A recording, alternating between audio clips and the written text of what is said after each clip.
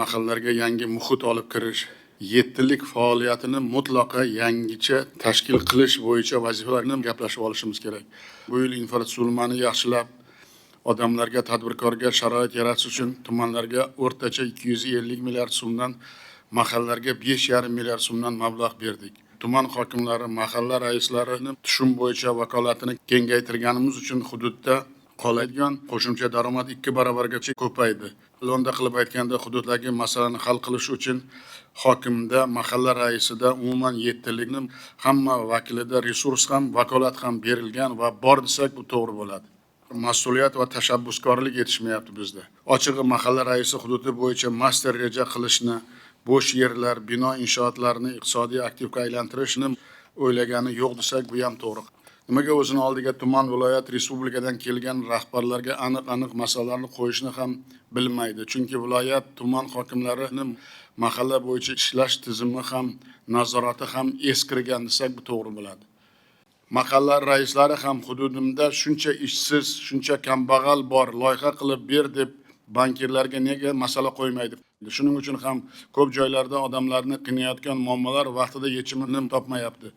Masalan, xalq qabulxonalari orqali shu yilning o'zida 87 ta mahallaning har biridan 200 dan ortiq murojaat kelib tushgan.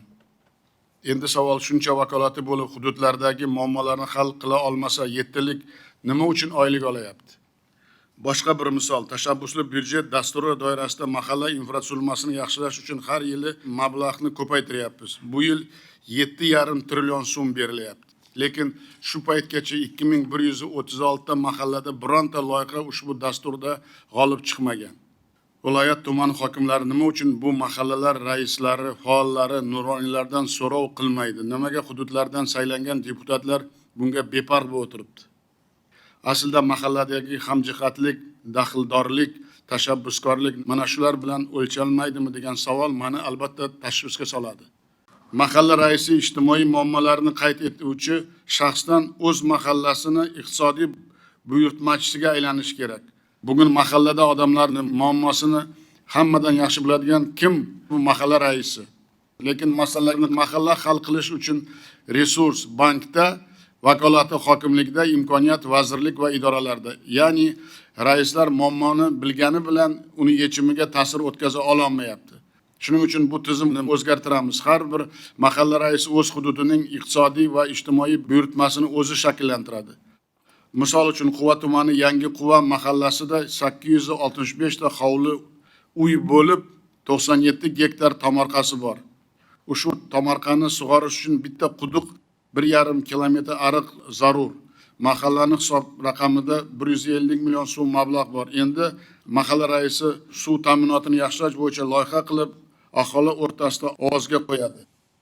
Ko'pchilik aholi ma'qullasa, hisob raqamidagi pulni ushbu loyihaga ishlashga ruxsat beriladi.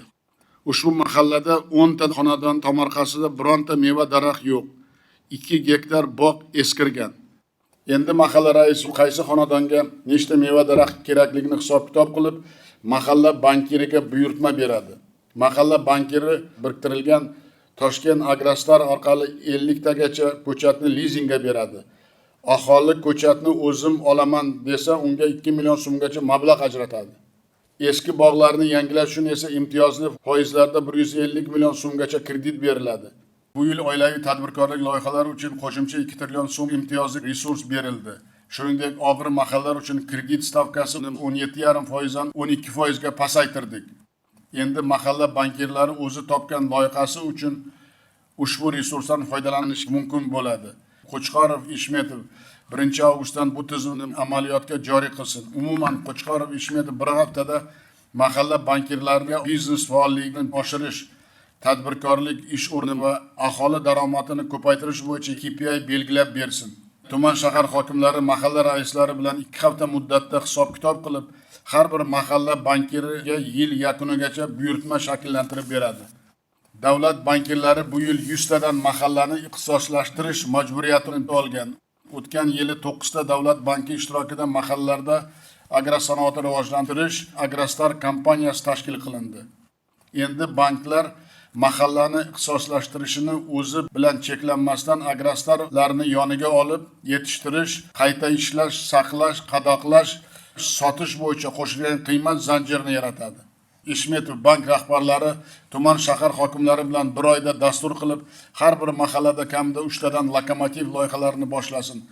Umuman Ishmetov, Zakidov banklar, hokimlar oyma-oy reja qilib, iyuldan dekabrgacha 583 ming aholini doimiy ishga joylashtirish zarur. 2 million odamning daromadini oshirsin. Bu yil mahallalar byudjetiga 600 milliard so'm mablag' qolishi reja qilingan. Iyun oyida alohida farmon bilan mahallada qoladigan yer mulk solig'i 10% dan 15% ga oshirildi. Sanitariya qoidalarini buzganlik va noqonuniy qurilish uchun jarimani 10% mahallaga tushadigan bo'ldi. 5000 kvadrat metrgacha bo'sh binolarni mahalla o'zi sotuvga chiqarishga ruxsat berildi. Ularning hisobidan mahalla byudjetiga yana 405 milliard so'm tushadi. Mahalla raislari hududini obod qiladigan, odamlarni o'qitib ish bilan ta'minlaydigan, biznesga sharoit yaratadigan loyihalarni qilsa, ushbu mablag'larni ko'paytirishga men tayyorman. Endi mahalladagi natural obyektlardan tushgan yer va mulk solig'ining 5% ni ham mahallaning o'ziga beramiz. Bu orqali mahalla ixtiyorida yiliga yana 400 milliard so'm mablag' qoladi. Yurtimizda 2026-yilni mahallani rivojlantirish va jamiyatni yuksaltirish yili deb e'lon qilib, katta dasturlar amalga oshiryapmiz. Barcha sohalarda islohotlarimiz natijalari, o'zgarishlar eng avvalo mahallada, shu yerda yashayotgan odamlarning kayfiyatida namoyon bo'ladi. Aslida xalqimiz qadimdan kunni obodonchilikdan boshlagan, lekin mahallasini qo'yinki ayrim odamlar o'zini mulki bo'lgan uy-joyni saramjon saqlashini ham unutib qo'ymoqda. Vaholanki qayerda ozodalik, saramjon, sarishtalik bo'lsa, o'sha yerda fayz va baraka, yaxshi kayfiyat, el yurtning ichida rivoj bo'ladi, baraka bo'ladi. Bu yil ko'p millatli xalqimiz bilan vatanimizning mustaqilligini 35 yilligini yagona vatan, yagona xalq bo'lib, yangi hayot va kelajak yaratamiz degan ezgu g'oya asosida keng nishonlaymiz. Eng ulug', eng aziz bayramni barcha mahallalarda ko'tarinki kayfiyatda o'tkazish uchun mahallada obodlik va mehr-saxovat oyligini e'lon qilamiz.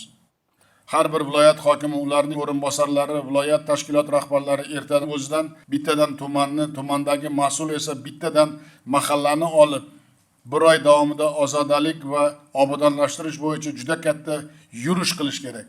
Tuman shahar hokimlari bugunning o'zida har bir ko'chaga ko'cha boshlarini biriktirsin. Endi mahallani obodonchilik bo'yicha respublika shtabi tuziladi, hududiy shtablarga hokimlar rahbarlik qiladi. Respublika shtabimiz bosh vazirimizga, bugunda o'zida hokimlar, ularning o'rinbosarlari va davlat idora rahbarlari tuman, mahalla, ko'cha va xonadonda qiladigan ishini belgilab bersin. Joylarda yurib ishlarni tashkillashtirish uchun mablag'ini, texnikasini ham hal qilib bersin. Mahalla yettiligini respublika rahbarlari Qurambayev, Kattaxonov, Allayarov, Zakidov, Tashpo'latov, Sadullayev, Po'latov, viloyat tuman hokimlari ushbu ezgu ishlarini bir oylik aksiya emas, balki yil bo'yi ishlaydigan tizimga umummilliy harakatga aylantirishi zarur. Allayarov, mahallada ijtimoiy yordamlar ko'lamini kengaytirishimiz zarur. Afsuski joylarda ijtimoiy reyestrga kiritishni asossiz rad etish yoki sun'iy ravishda reyestrdan chiqarish holatlari uchrayapti. Oqibatda ehtiyojmand oilalar ijtimoiy yordam olish, farzandini bog'cha va to'garakka berish kabi kafolatlangan xizmatlardan foydalana olmayapti. Xususan 184 ta mahallada bir oy ichida kelgan 2000 arizani barchasi asossiz rad qilingan. Shuning uchun bosh prokuror o'rinbosari Atxamov ijtimoiy reyestr to'g'ri yurilishini qattiq nazoratga olsin. Allayarov, Quronboyev hokimlar bilan yil yakunigacha nogironligi erta aniqlash, ularning xonadonini moslashtirish, ijtimoiy uyga joylashtirish kabi 25 turdagi xizmatlarni mahallaga tushirsin. Allayarov, Mirziyoyev va hokimlar bilan 3 oyda demensiya, aqli zaif shaxslar uchun 250 ta mahallada kunduzgi va uyda parvarish qilish xizmati va madad uylarining faoliyatini yo'lga qo'ysin. 75 ta mahallada o'zgalar parvarishga muhtoj keksalar uchun faol hayot dasturini boshlasin. Ko'chada qarovsiz qolgan va zo'ravonlikka uchragan bolalarga ijtimoiy xizmatlar ko'rsatish uchun Andijon, Jizzax, Namangan, Surxondaryo, Sirdaryo, Xorazm va Toshkent viloyatlarida ikkitadan, qolgan hududlarda bittadan mahallada qo'llab-quvvatlash markazlarini yangidan tashkil etsin.